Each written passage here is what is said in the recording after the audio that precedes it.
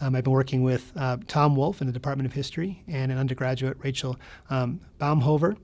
We've been using Omeka and a plugin for Omeka called Neatline to develop a geospatial project to situate historical newspapers from the Glasnost period of Russia in time and space, so that the viewer can not only see where this print culture was evolving within the former Soviet Union, but also read transcribed materials from the newspapers themselves.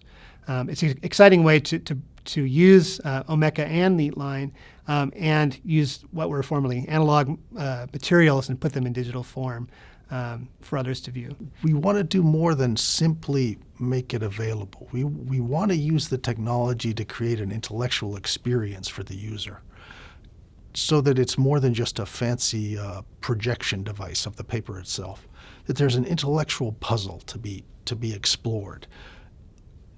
We don't want to necessarily just provide all the answers. We'd be much happier, I think, if the user comes to this and realizes what an incredibly complicated social cultural phenomena was the collapse of the Soviet Union, and what are the different insights that we can gain into that by looking at all these different sources, some again printed on mimeographs, black and white, very hard to read, and then some published on fancy real rotary presses.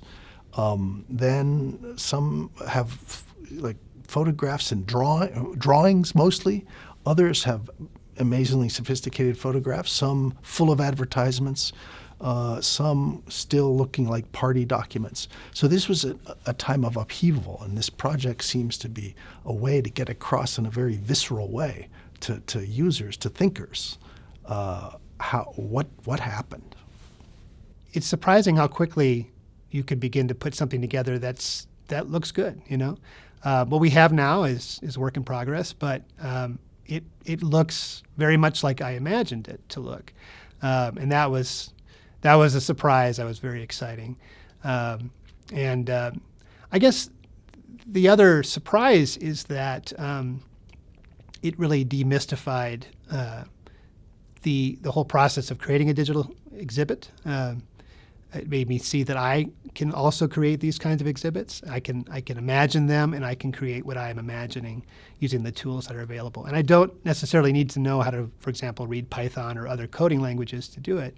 I can simply use the tools that are available in these products. When we sat down maybe a month ago, 3 weeks ago, and we saw the actual work on the screen, and when I saw the way the software presented the material in a certain way, this was absolutely striking. I mean, to think this stuff had been in a suitcase and then in a box and then in a file cabinet, and now was breaking through, as it were, to near public availability.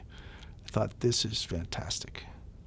It's exciting to be able to look at an Omeka project or a Neatline project and see and be able to identify how each piece was done. So I can look at it and I know how all of those pieces, or most of them, were accomplished.